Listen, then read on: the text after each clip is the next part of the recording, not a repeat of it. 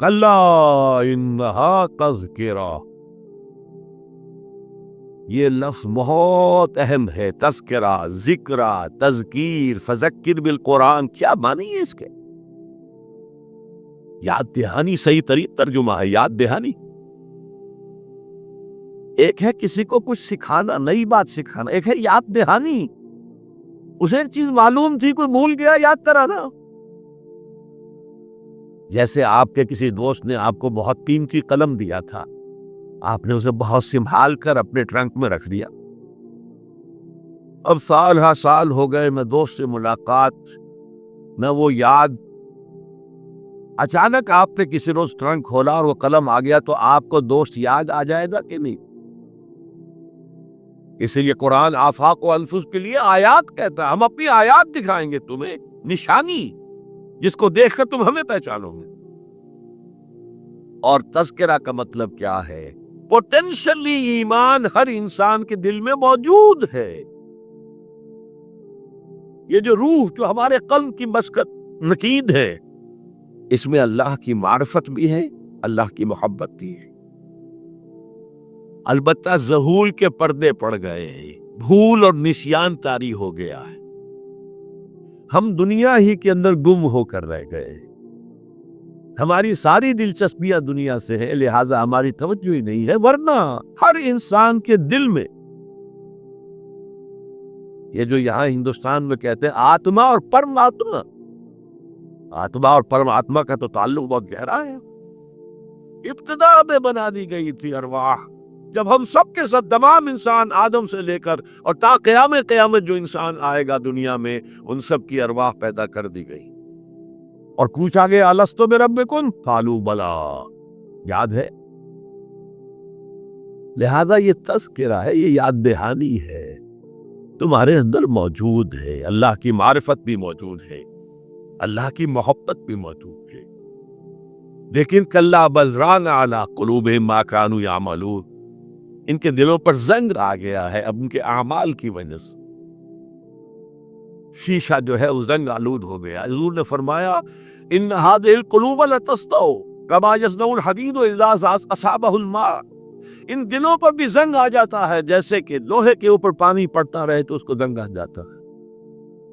پوچھا گیا فما جلاؤها یا رسول اللہ، اے اللہ کے رسول ہماری تلواروں کو زنگ لگتا ہے، ہم پالش کرتے، سیٹل کرتے، اور پھر چلو کرسی. تو دل پر اگر زنگ آ جائے تو اس کا علاج کیا ہے؟ دو چیزیں فرمائی، کثرت و ذکر الموت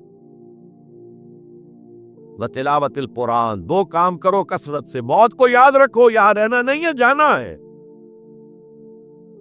یہ ہمارا گھر نہیں ہے، یہ ہماری منزل نہیں. ہمارا اصل گھر جو حضور نے فرمایا انما الدنیا خلقت لکم وانتم خلقتم للآخرہ، یہ دنیا تمہارے لیے بنائی گئی، تم آخرت کے لیے بنائے گئے. اسی لیے حضور نے فرمایا کن فی الدنیا کانک غریب عابر السبیل، دنیا میں ایسے رہو جیسے راہ چلتے مسافر ہو یا اجنبی ہو. اپنے بارے میں فرمایا مالی ولی دنیا، مجھے تمہاری دنیا سے کیا سروکار، انما مثلی کراکب استظل تحت شجرۃ ثم راح فترکا، میری مثال اس مسافر کی سی ہے جو ذرا سستانے کے لیے کسی درخت کے سائے میں بیٹھتا ہے تھوڑی دیر. وہ اس کا گھر تو نہیں ہے، اس کی منزل نہیں ہے، پھر وہ اس کو چھوڑتا ہے، اپنا راستہ لیتا ہے. یہ اگر ہمارا تصور قائم ہو جائے، کلا انہا تذکرہ. اب اس کے بعد جو الفاظ آئیں فی صحف مکرمۃ مرفوعۃ مطہرۃ بایدی سفرۃ کرام برق، یہ جو قرآن ہے، جو تذکرہ ہے، یہ بڑے ہی انتہائی پاکیزہ صحیفوں میں ہے.